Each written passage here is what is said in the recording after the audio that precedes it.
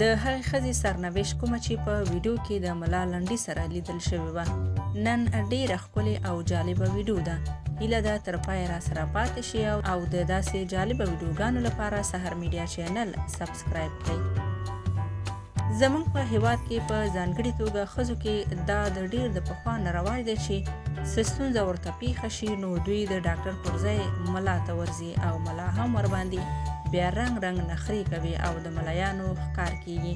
ټول ملایان هم خراب نه وي خو بعضې یې هېڅ د چا ابرو او د عزت په قصه کې نه وي.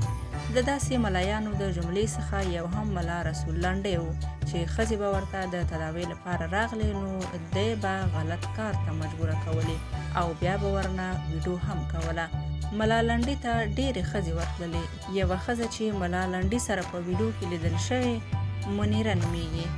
منیره د فاریاب ولایت اوسیدونکې ده. کله چې هغه ملا لنډۍ سره په ویډیو کې راغلې وه نو د فاریاب پولیسو منیره په دې جرم ګرفتاره کړه چې تا ملا لنډۍ ته کمپاین کاوه او تر اوسه پورې د فاریاب ولایت محبس کې بندي ده. منیره وایي چې زما صرف ګناه دا ده چې زه په یو ویډیو کې ملا لنډۍ سره راغلی وم، نوره هیڅ ګناه نه لرم.